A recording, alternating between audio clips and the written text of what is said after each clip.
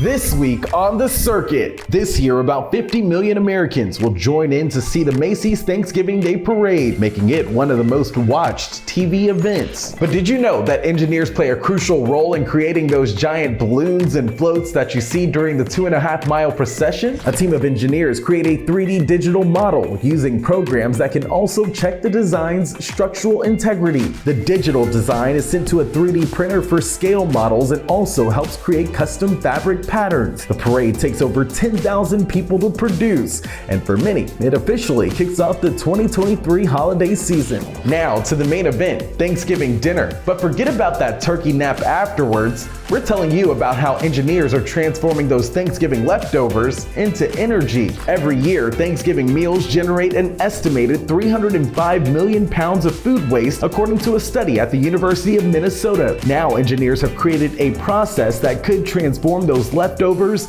into electricity. It's called hydrothermal liquefaction. It works by heating food waste under high pressure to create an oil that can be refined into fuel. According to Cornell University chemical engineers, the leftover liquid can also be used for energy in a process called anaerobic digestion. Microbes digest the remains, which create methane, a gas that can be turned into electricity or heat. So it's a 2-for-1 deal. To create this type of energy here in the US, the Pacific Northwest National Laboratory, one of the largest US Department of Energy national labs, is working on a commercialized process. Engineers at Carnegie Mellon University are learning how the same mechanics that apply to cars and planes relate to the mechanics of cells in the foods we eat. I got an email from the Heinz Innovation Center. He goes, cell mechanics matters in ketchup. And I almost laughed at him. You take tomatoes and you mash them up, and that's mechanics. So that was kind of the beginning of this. The engineering school offers a culinary mechanics course where students even got to meet with James Beard Award finalists, chefs Kate Lasky and Tomasz Skomronski. Students have had to complete capstone projects in the past where they've made syrup-filled pancakes, stained glass potato chips, and balloon taffy.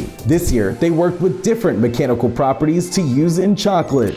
So the class, I may still be the only one in the world in culinary mechanics. Now, let's highlight some of the engineering innovations that we sometimes take for granted during the holiday season. Herbert Johnson, an engineer working for the Hobart Corporation, created the first commercial standing mixer. After watching a baker mix dough, he thought there had to be a better way, so he created one. In 1893, Josephine Cochran created the first professional dishwasher, and a few years later made a domestic version of it. In fact, KitchenAid acquired the patent and made the dishwashers a standard in American kitchens. Microwave ovens made it to US households in the 1950s. The technology that originally came from World War II to spot Nazi warplanes, but when engineer Percy Spencer accidentally melted a candy bar, he figured out microwaves could also make food. Today, almost 90% of US households own a microwave oven. So, what are you thankful for when it comes to engineering? Let us know in the comments. From all of us here at The Circuit, thanks for watching and happy Thanksgiving.